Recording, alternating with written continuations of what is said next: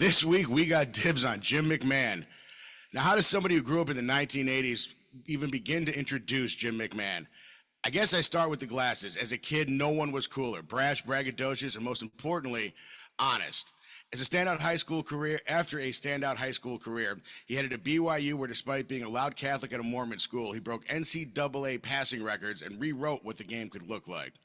In 1982, he landed in Chicago, and by 1985 had led the greatest team in the history of all professional football, the '85 Bears, to the Lombardi Trophy at Super Bowl 20. But the truth is, it's not just the wins, man. It's the attitude, the headbands, the sunglasses, the I don't care what you think, never rattled, perfectly calm Jim McMahon. He was the first person I ever saw in sports who made rebellion feel like leadership. Us against them. Truly Chicago. Today, Jim's a powerful voice in the fight for player safety, especially when it comes to brain trauma, CTE, and the long-term impact of the game he helped define. So we're going to talk about Chicago, football, family, what it means to survive and evolve, and honestly ask if Jimbo Covert was really that sweaty. Welcome to Dibs. I can't believe I'm going to say this. Jim McMahon, how you doing, man? Hey, good morning. Good morning. Doing well. Thanks. So I asked around and tried to figure out what would be the first thing I should ask you, and everyone in my orbit says they just want to know one thing. How you feeling, Jim? Well, as of right now, not real good. I'm starting to have my head problem that I deal with about every 5 to 6 months. Been having some pretty bad headaches the last couple of days. I'm actually getting on a plane to New York this afternoon, go see my doc, and then hopefully I'll be good for the next 6 months.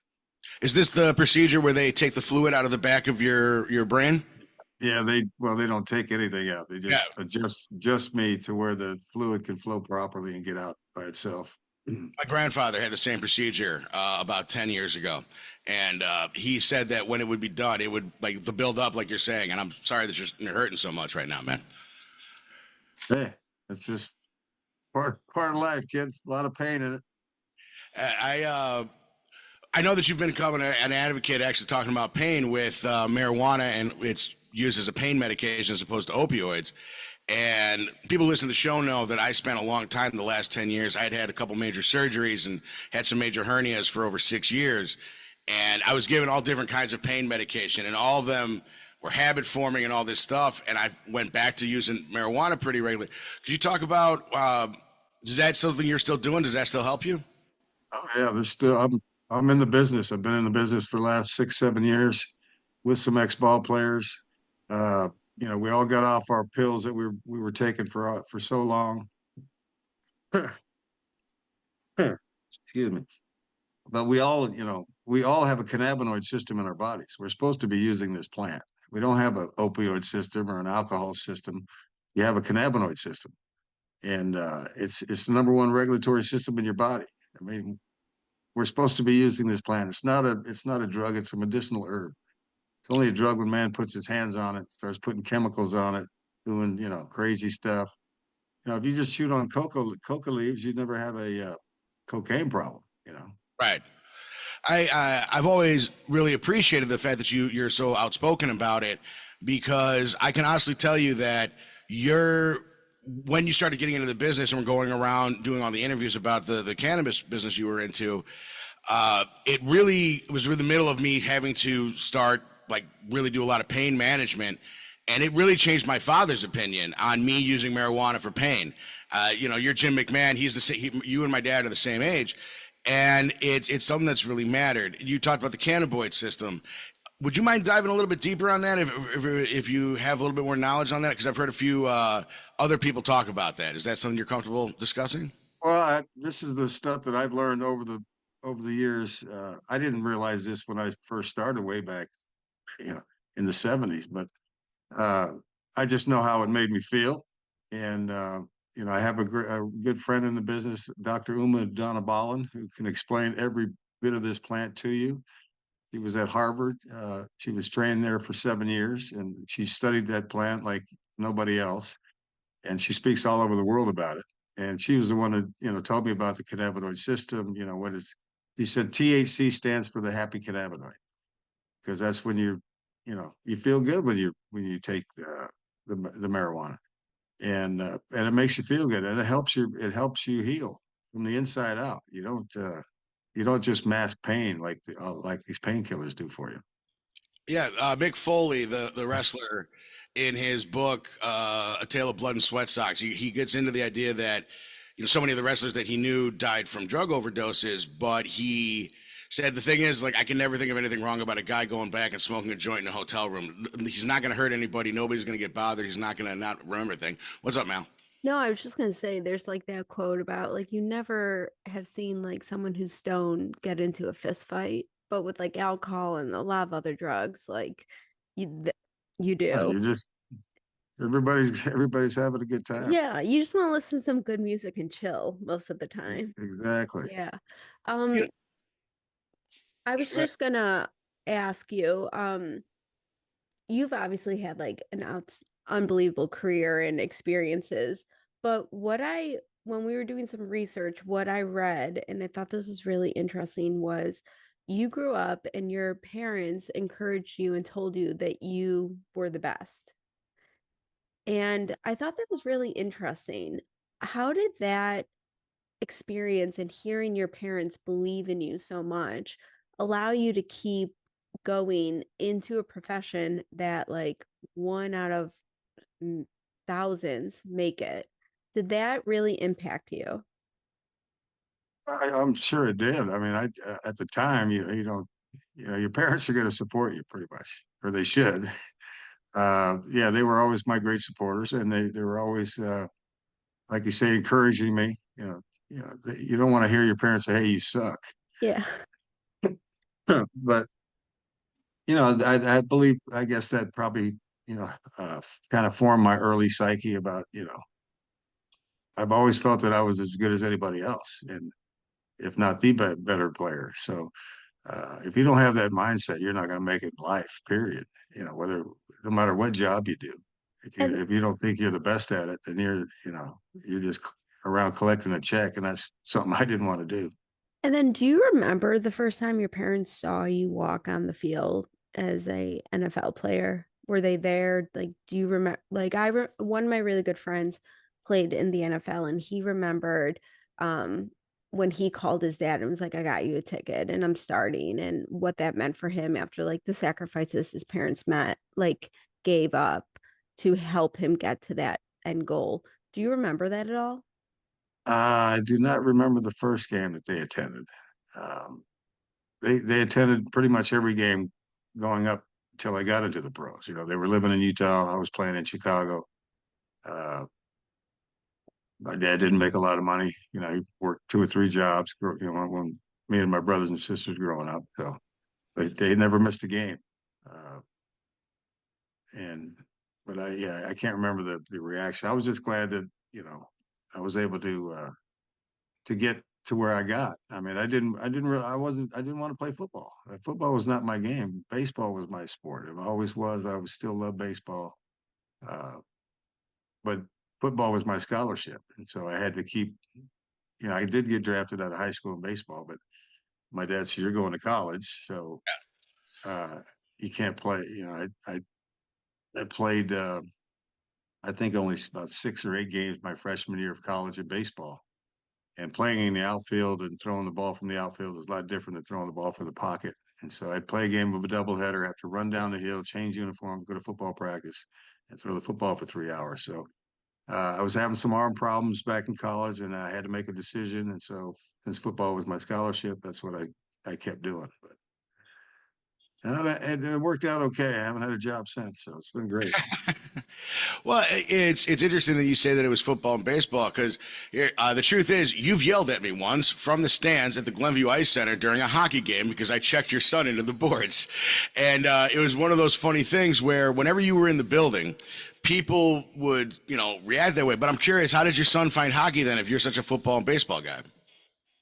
Well, they grew up in Chicago. I grew up in San Jose, California. Yeah. There was no ice in San Jose, California back then. I think might have been a sheet of ice at the mall, but yeah, hockey was not big back in the '60s and '70s in San Jose. So yeah, they grew up around it. They loved it.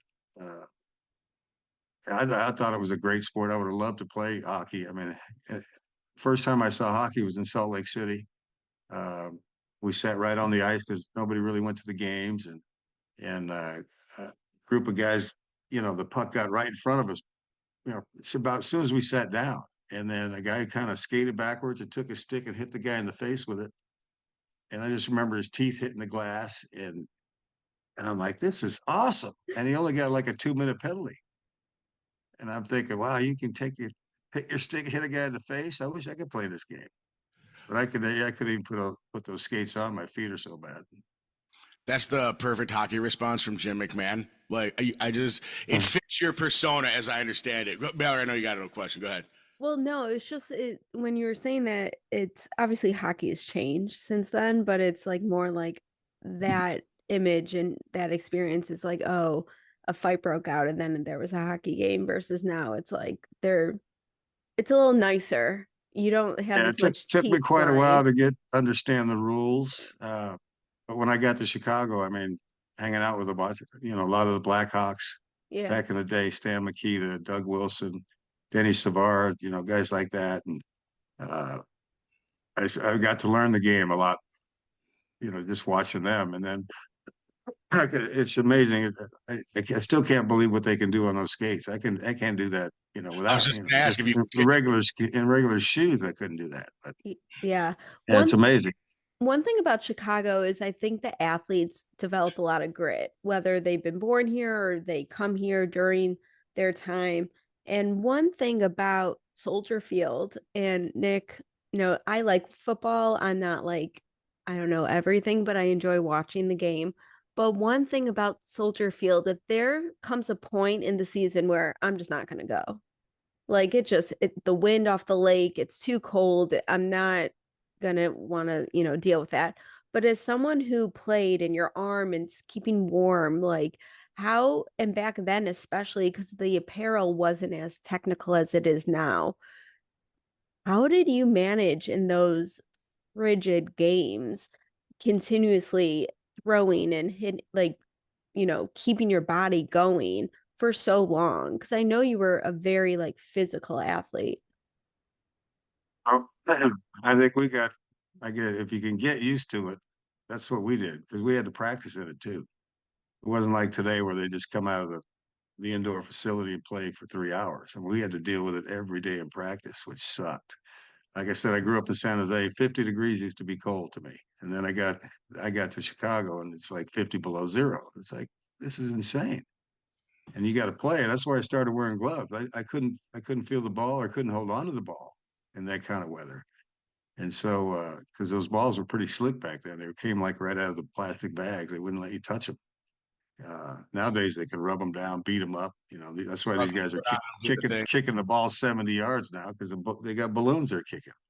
Yeah. I was going to ask you about how you feel. I know you said football's not your first love or anything like that, but you're called in to talk about it all the time because, you're the quarterback for the 85 Bears, the greatest team in the history of NFL. To me, I would want to know, do you, as someone who's advocated for player safety, do you like the changes that have been made for the game in that direction? Or is there a part of you that still yearns for the physical side that you participated in willingly yourself?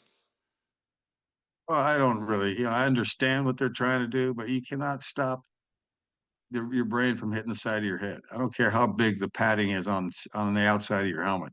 I mean, that's just a ridiculous uh, deal. They're just trying to make it look like they care, Yeah. but it's not stopping when there's a collision, your brain is floating on fluid. It's gonna smack the side of your head, the inside of your skull, and the padding around your head doesn't do a damn thing about it. I don't know what they do in that blue tent they have. Uh, some guys come in there and they come out and they get to play again. Other guys don't. So I don't know what's going on in there. I don't know what their protocol is. Back in the day, it's follow my finger. Tape an Yeah. aspirin to your helmet. You're good to go. Do you, are you still, I wouldn't want to say angry, but is it a thing that you still think about when do you watch the NFL at this point? Do you enjoy watching it? Do you have to sometimes for, like any professional obligations, but is that something you enjoy doing at this point? No, I haven't. I didn't realize it was week 10 already. Wow. I've been traveling a lot, got a lot of other things going on, and it's just not I've been out almost 30 years, and Yeah. so Yeah, the game is changed so much. They're making so much money. It's just like crazy to me. What I went through 2 strikes so they can make what they're making right now. And just play one season, you're set for life, or you should be. Yeah. Yeah, it's changed a lot. I do try to keep up. I still have some friends that are coaching in the league. Andy Reid's a good friend of mine. He's done a hell of a job with the Chiefs, and wherever he's Yeah. been, he's done well. I like to see his progress. I'll keep up with him. I'll text him during the season, see how he's doing. I think Leslie Frazier still might be coaching as well. He is. I believe he's a linebackers coach somewhere. I don't know if he's in the pros. I think he went back down to college, I believe. Okay. I'd Yeah, have to- last I saw of him was he was still in Buffalo. So that's how much I keep up with it. I do Uh, I do actually have a question. You just mentioned Andy Reid, and his players have gr relatively great things to say about him, and that coach-player relationship is really important. And from my understanding and research, your coach and you on the Bears didn't always see eye to eye. How much do you think that coach-player relationship is really important when it comes to winning championships? Well, I think obviously you got to have respect for your coach, and I think we all did because our coach was a hell of a football player. I would have loved to play with him. He was a Mm, great tight end, played the game the way it was supposed to be played. But when we had our problems, it was because he was not an offensive coordinator. You know, he tried to call plays, and he called plays, but he called plays like a tight end would call plays. He had really no rhyme or reason what he was doing, and so I wouldn't call him, or I'd changed the play. I mean, I was taught that if you can take advantage of something that you see, to do it, and so that's how I grew up, and that's how I always played. yeah. the it's funny because we were getting ready for the interview. We're talking right before you jumped on, and I realized that I'm like you're my dad's your age. I was born in 1982, the year you were drafted. So to me, the '85 Bears, you, Walter, the Fridge, it's not so much that I saw you guys play as that my dad and his friends would tell us what you guys were like. So it was so much in your head as you get older. You're like, well, clearly they were exaggerating or whatever, and there was a lot of things that went bad during lockdown, but one of the gifts I gave myself is I sat down one day. I was like, you know what? Screw it. I've never actually watched it. So I sat down and I watched on YouTube. They had the entire season of 1985, and to watch you guys play the way that you did, when you're going through and you're talking to somebody like with Mike Ditka and you're having those arguments and fight, how do you look at them now? If you look back, is your relationship still adversarial with Mike Ditka, or do you kind of look back and almost laugh like we were arguably too angry for the situation? Well, we won in spite of each other, in spite of him and Buddy Ryan's relationship. Uh, it was not like a normal atmosphere whatsoever. I mean, it was like two different head coaches. It was two different teams during the week, but then on Sunday we were one team, and it was because we played 4 games a week. I mean, hell, every day in practice was like game day. Everything was live. You always had pads on, and we beat the crap out of each other for the 7 years I was there. And then after practice we'd get on the goal line and he'd make us run 100-yard sprints until he got tired of blowing the whistle. And people ask me all the time, how come you guys didn't win more? I said, we were tired, dude. Yeah. You do that for the 7 years I was there. I mean, that takes its toll. It wasn't like we went away after 85. I mean, very next year we were 14-2. We had Lost. home field advantage, in the playoffs the next 3 years, actually. So, we lost 3 NFC championship, or went to 3 in 5 years and lost 2 of them. So it wasn't like we only were good one year. We had a good 5-year run. No, absolutely. It's one of the sad things about the way the '85 Bears story is always told. It's like, oh, it was the one. This is no. This was a team that in the year before had gone to the NFL title game or NFC championship game against San Francisco. The year afterwards, I think it's Dallas, right? You guys ended up going against. No, we lost to the Redskins 2 years in a row at home. Okay, my bad. When you guys get together, actually, before I even get to that, you mentioned, the schedule, doing the 2-a-days and everything like that. there's a whole thing nowadays about circadian rhythms and nutrition and all that. Can you run me through what your diet and sleep schedule was like in the 1980s as Jim McMahon in Chicago? How we ate and drank whatever we wanted. Um, I remember our lineman would just, Jay Hilgenberg, I remember he'd always say, I'm eating to win. I mean, they ate constantly, uh, trying to keep their weight on. Nowadays, I mean, these guys are just, it seems like everybody's over 300 pounds on the line. We didn't have one guy that weighed 300 pounds other than Fridge. We had a couple of really big guys like Hampton and Van Horn. They're both 6'7", 6'6", and they didn't weigh 300 pounds. So it was, yeah, we ate. We didn't really care about, you know, the nutrition part of it back then. We just ate and drank what we wanted. And it was, nowadays I understand it. It's all about, the technology's gotten so good, and then they know that the nutrition is really good for you. So yeah, Yeah, now they have their own chef in the locker room or the facility now, and they get massages every day. I mean, it's like they're pretty pampered these days. yeah. They're counting their macros, their, all of that. Neither one of us have any idea what you just said. Macros are like your nutrition. It's fat, protein, carb, and you're supposed to have a certain number. And post workouts, you're supposed to have a certain thing. I'll explain to you later. Yeah, But none of that. Yeah, we didn't care about any of that. yeah, you were just like you're in We the wouldn't even Midwest. we ate McDonald's even. We didn't care. Hey, why not? One thing I found really interesting is you, besides the Chicago Bears, you were on a ton of different teams, including the Green Bay Packers.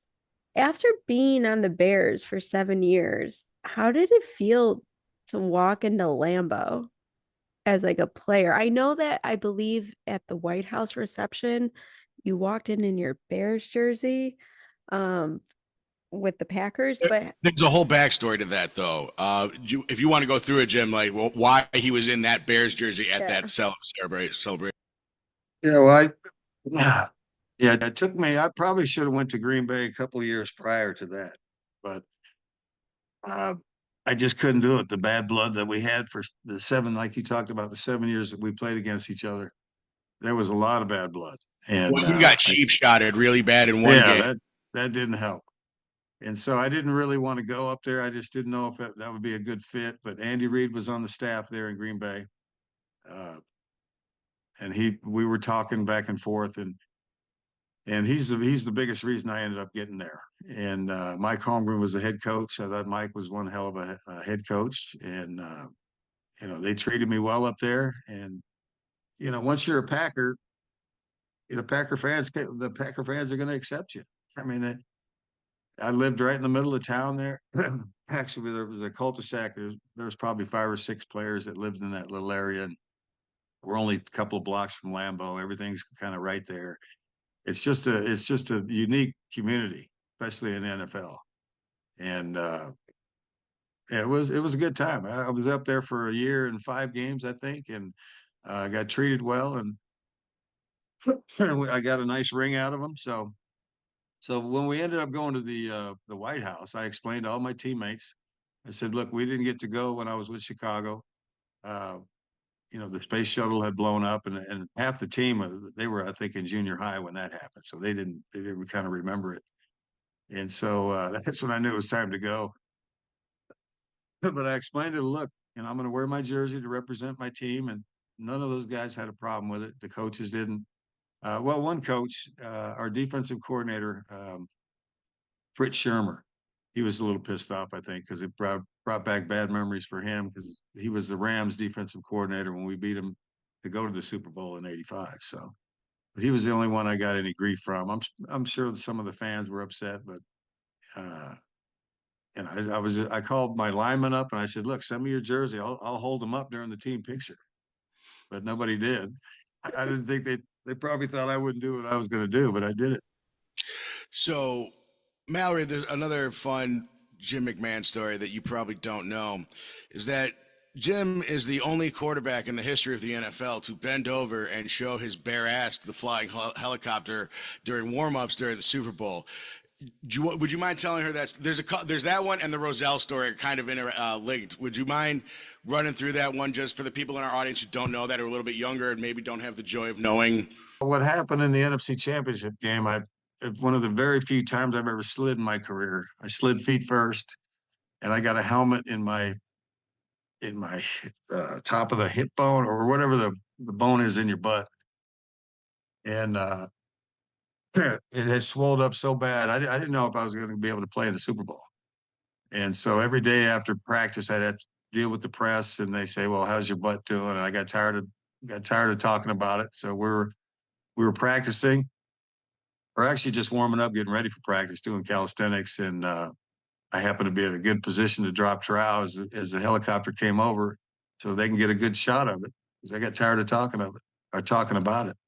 Yeah, the whole left side was black, and it was really swelled up, and you can see in the Super Bowl I had a huge pad on it. I mean, I always prided myself when I was wearing my uniform to try to look good, especially from behind, and that pad made me look really bad. So I wasn't really happy with it, but happy with the result of the game. It's so interesting because obviously media has changed so much from when you played to like how it is now. And I feel like if there was social media back then, you would have just been everywhere. I'm sure you still were everywhere just because of like how blunt and just authentic you were.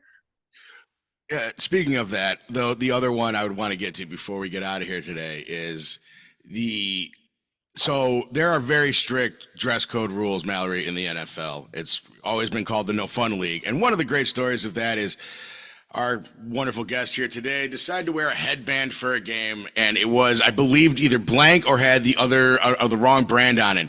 I got fined in the first playoff game. I was wearing my Adidas headband that I'd worn. I thought I'd been wearing it all year long. I've been in the league 4 years. I started with Adidas. I think I wore Adidas for I don't know how many years in the NFL. But Adidas wasn't paying the NFL at that time. I didn't realize that, but that was not really my fault. I mean, I'd been wearing the shoes for 4 years. Nobody cared. Uh, so I started wearing the headband. So I got a fine in that first playoff game.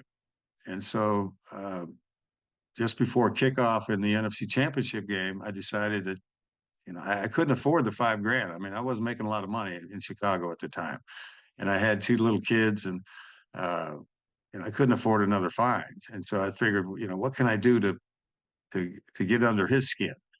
And so I'm sitting there, right, it's probably 5 minutes before kickoff, and I just started scribbling Roselle. I remember McCaskey came in and he goes, "Why don't you put Hallis or McCaskey on there?" And I'm like, "No, I'm not doing that." Uh, but I put Roselle, and John Madden loved it. I mean, he was laughing so hard.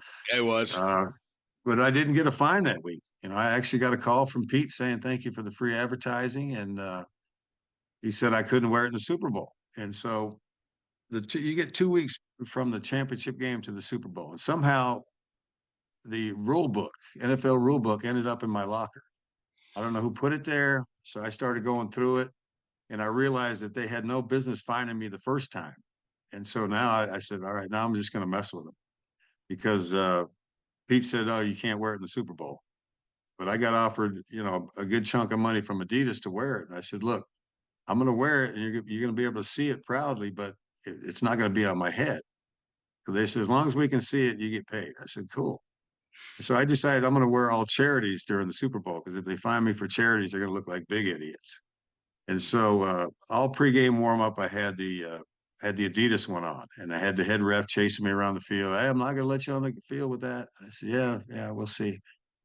And so then it comes to the national anthem. I'm standing there with Walter, myself, and the head ref. And when the anthem got done, I went to put my helmet on, and the ref goes, "I cannot let you on the field." And I said, "I know, but you can't do a damn thing about this." And I pulled it down around my neck. And you can see in every picture of the Super Bowl, you can see Adidas as plain as day around my neck. And he just started laughing at me. He goes, "Yeah, you're right. I can't." I said, "I know I'm right. I saw the damn rule book." And I went to my equipment guy, "Go give me the first headband." I think it was juvenile diabetes. My attorney's son was diabetic, so I Yeah, started with that. And I ended up with Pluto, who was a friend of mine who was actually on the Bears in 1983 when they found his brain tumor, and he had just gone through his second operation, fighting for his life. And so I put his name on my head at the end of the game just to let him know I was thinking about him. And turned out great. I mean, I got a lot of great reviews from the charities that I wore. I had POW, MIA, I had, you name it, it was on my head. And I didn't get a fine, and it was great. Got paid. The very next year, that in the rule book, I mean, a whole lot of things changed at that point. But I think I proved my point, though. So I do have a question. I love that you decide to go with charities and that you use your platform to do that. And I believe in December of '06, you went to Iraq with the USO. Can you talk about what made that decision? And also, I'm sure like so many of those troops who are overseas watched you play, and what I'm sure it was so meaningful that you took time out of your schedule to go and cheer them up and be there. Is that something you've always felt like passionate about, was, you know, being there for the troops, or what made you decide to do that trip? Yeah, I've always, growing up in San Jose, California, was during the Vietnam War. And I'd see a lot of guys were coming home through San Francisco. And every night on the news, there'd be, the people out there protesting, spitting on these guys, burning the flag. And I never understood that, why people were mad at these guys. They didn't want to go. Our government sent them over there. And so I've been doing stuff with the military my whole career, even post career. I just got back from a Navy SEAL event at Pebble Beach. It was awesome. But yeah, got invited. In fact, it was Kevin Butler and I think there was three other people. It was sort of a USO tour. We went to places USO wouldn't think about going. It was uh, some pretty crazy spots. We were there when they hung Saddam. We didn't get to go to the hanging. That kind of bummed us out. But other than that, we stayed at his palaces, at night, and it was an very interesting thing to do, to Boy. be in a war zone with war happening. And it Yeah. was you got a lot more respect for the guys and gals that are over there doing that job, because it's dirty, it's loud, it's a lot of death, a lot of destruction. But you definitely get a firsthand view of what the hell they go through. Yeah. Have a The lot more respect for them. Oh, without a doubt. I'll let Nick go then. Just real quick, because I want to go back. So it's they hang Saddam, and you, Kevin Butler, and Keith Van Horn are in Saddam's palace like during this time, or one Not of them. not Van Horn. Keith Oh, wasn't sorry. there at that point. Kevin Butler and I, yeah, we were staying at palaces all over the country. I think we hit 12 bases in the 4 days that we were there. Oh, wow. We'd hit 3 or 4 bases a day, and it was amazing that, I mean, they had jerseys and helmets, and because I guess they got previous knowledge that we were showing up, and so they had their family send them all this stuff. And I just remember this one kid. I noticed him. He was way in the back of the line. He had looking like a fresh sleeve on. He had just been wounded, and I watched him get all the way to the front of the line. And I said, "Hey, what happened to you, soldier?" And he said, "Well, they told us he was on guard or patrol last night, and they tell us, if you have to go to the bathroom, don't stand up out of your foxhole because they have good snipers." And sure enough, he goes, "I forgot." I stood up. He goes, "I got hit in the chest." And I go, "And you just stood in line for like over an hour to get up here?" It was just it's mind-boggling, the different attitudes. I mean, they're a totally different breed, the people that are over there putting their lives on the line for us. Yeah, absolutely. And I love that. Thank you for sharing that story.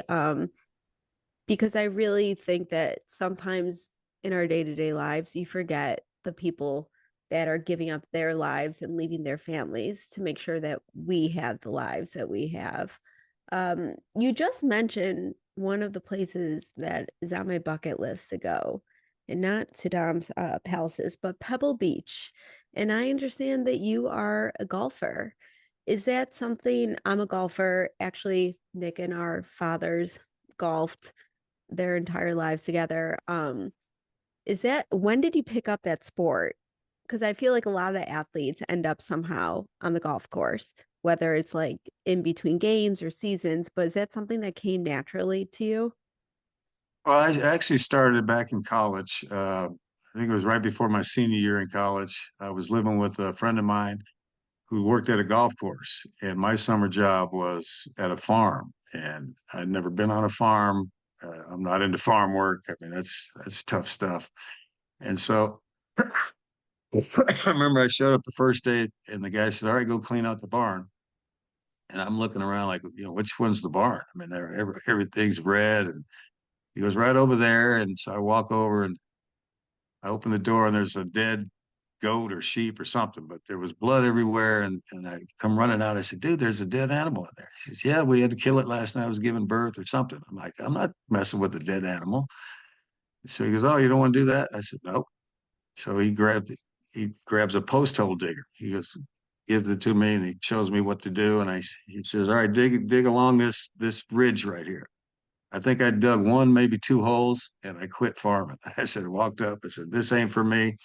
So then I just went and hung out with my buddy at his golf course all day long, learn how to play or learn how to hold the club. And then we would play all day long. And I've since we took a trip over to Ireland and Scotland, him and I, and played 6 days over there and took him to Augusta. Oh, So you're yeah, we've naming we've all had the some great spots. golf trips. Yeah, great golf trips together. Did you do St. Andrews? Yep, played St. Andrews, played Carnoustie, played Kings Barnes. Uh, Have you Ireland, played we it? played Have you played Lahinch, Augusta yet? played Augusta, Oh, played. I got lucky enough to be there 3 times. Yeah, one first time was remember the Marie and Donnie Osmond started the Children's Miracle Network telethon back in the early late 70s, early 80s, I think it was. And they were doing their show out of their studio in Provo, Utah. And they asked me to come do their telethon. And I had heard that one of their board members was a member of Augusta. And so I said, "Okay, I'll do yeah. the telethon if I can get on Augusta." And they said, "Done." And so that's how the first time happened. And I met the member there, and he said, "Yeah, anytime you want to come back." So I had some time, and I called my buddy that I took to Scotland and Ireland. And I said, "Hey, can you get the weekend off?" And I said, "Why?" Or he said, "Why?" And I said, "Well, you want to play Augusta?" He goes, "I'll quit my job." Yeah. And so, yeah, we ended up going there. We played that afternoon. We spent the night above the clubhouse there. Mm. Uh, got Yeah. up in the morning, played the par three, had breakfast, and went and played the regular course again. But the night before, my wife had bought him a green jacket. Pretend like he had won the Masters. So he had to wear a jacket for dinner that night. So he's got this jacket on, but it still had the tag on all night underneath the thing of the arm. And I told everybody in the clubhouse, "Look at this idiot. He's got this tag on." And so we got back to the room that night. He's undressing, and he finds the tag. He goes, "Oh man," he goes, "I had this on all night." He goes, "Did you notice it?" I said, "No, I don't think anybody noticed it." And then the next morning we're out having breakfast, and then everybody came by. "Hey, Mr. Tag," and so he was embarrassed, but he still had a good time.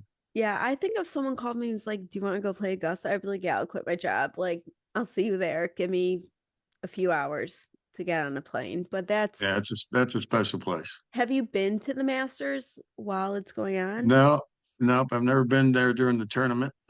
We got to get you I there. wouldn't want to walk around. I mean, that course is very up and down. I Yeah. mean, the elevation changes are pretty extreme in a lot of the places or a lot of the holes, and so you don't get that feel on television. But there's a lot of up and downs there, Before and it wouldn't be fun to walk. I know you're before we let you get out here and Mallory goes, we do have 5 questions at the end of our show. The last thing I want to ask you, another golf story possibly, is you've probably played in some legendary foursomes. Can you think of a group of guys you've played with that would really blow Chicagoans' mind that the four of you played golf together? I know MJ and I played with Ditka and Hawk Harrelson once in Chicago. I remember What? that foursome. How much Uh, betting? How much betting was taking place on the course? I know MJ's a big yeah, better. I don't remember it. I mean, it's been quite a while, but yeah, we played quite a bit of golf together. He was at my house a few times playing pool. I mean, whatever you're playing, we're betting. I mean, Yeah. that's just how MJ is. I'm But curious. yeah, a lot of fun to play with. Does he ever try to big bank you when you're gambling with him? And you strike me as the kind of guy that if somebody goes like to an amount of money, you're just gonna look at him and go, "I'm not doing that, man," and then we finally saying no. Yeah, yeah. In fact, it happened at his club, the Merritt Club in up North Chicago there, and we're playing. I think we had like $100 Nassau, which is a good bet for me because I wasn't, like I said, I wasn't making a lot of money, and I was playing well on the front nine. I might have had him down 2 or 3 bets, and I teed it up on 10, and he goes, "All right, I'll play you this side for $1 million." And he was dead serious, and I'm like, "Dude, I would love to because right now I'm kicking your ass, and uh, I'd love to take $1 million, but I said somehow I lose, which somehow MJ seems to come out ahead on these big bets, and then my kids don't go to college. I said nope. I said if you want to keep pressing the 100, I said I'm fine with that, but $1 million's. I said I don't even have $1 million. I could sell my house. I wouldn't be able to give you $1 million. So, Yeah. I imagine but that. I said no. I'm not that crazy of a better, but I just that was my big bet story.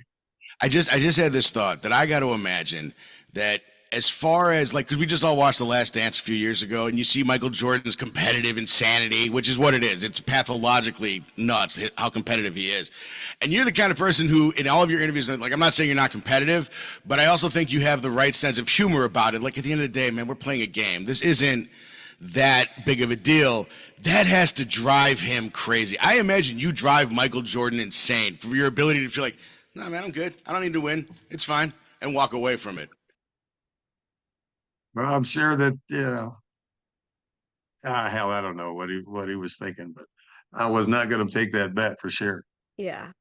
Well, we just want to thank you so much for joining us. And I know that everyone on Chicago history and all of our listeners are going to be thrilled to hear from you. Not nearly as thrilled as I am, sir, to be able to have done this with you. As a lifelong Bears fan who grew up, everybody's got a Jim McMahon story. I used to see you at overtime after hockey games and, like be afraid to come up and say something to you just because I didn't want to bother you. This has been such a thrill, man. Thank you. Mallory's going to take us out with 5 questions, but I just wanted to let you know that this has been such an honor. I spent 28 years in Chicago, so I know a lot about it. I hated the weather, but the people were great. The Bear fans, I mean, that's a Bear town. Yeah, absolutely. They live and die with the Bears, and I don't think that's going to change. The Bulls won 6 championships, and that was great, but they still love their Bears. Yeah. I think if the Bears were to win the Super Bowl, it's the reason that, the 85 Bears are so beloved. This is not only is it a Bears town, it's the one thing that, when the Bears are winning, people smile downtown when you're walking the street. It's just a thing. Go Bears becomes an acceptable hello and goodbye. It becomes Chicago's aloha. So, yeah. No doubt. So we end every episode with these like fast 5 questions. The first one is ketchup on a hot dog, yes or no? No. All right. Cubs or Sox? That's a tough one because I've got friends on both organizations. Well, that's a toss up. I don't want to pick against different Chicago teams. Fair enough. What is your favorite neighborhood in Chicago? Downtown? Yeah. What's your favorite season? I have a feeling it's not Oh, going to be I was winter. asking, well, you meant Oh, neighborhood downtown or anywhere in the city. because I lived in Northbrook for 28 years. Okay. That's a pretty special little town, and in fact, my oldest son still lives there. His kids are going to the same elementary school he went to, so that's pretty cool. So Nick's from Glenview. I'm from Highland Park. So so we're right around the corner. Yeah. That's why I said everybody's got a Jim McMahon story, man. And then what's your favorite season in Chicago? The last 2 weeks of September. Ooh. Those are usually when it's about 75, no humidity, and it's still warm enough, and then it goes right to winter after that. But yeah, summertime sucks because it's so damn humid there. I don't like to be, take a shower and walk outside and you're sweating again. I hate that. That's why I love Arizona. Hot as it gets out here, you don't sweat like that. Yeah. And then lastly, what do you love about the city of Chicago? Well, I love the skyline for sure. I mean, especially if you see it from the lake, you're out on a boat and you see it, it's beautiful. Yeah, great neighborhoods, the Greek town, there's all different spots around Chicago that are pretty and scenic, and the people are usually just, they're friendly. Midwestern people seem to be pretty friendly most of the time. Yeah. Well, Jim, again, thank you so much for joining us.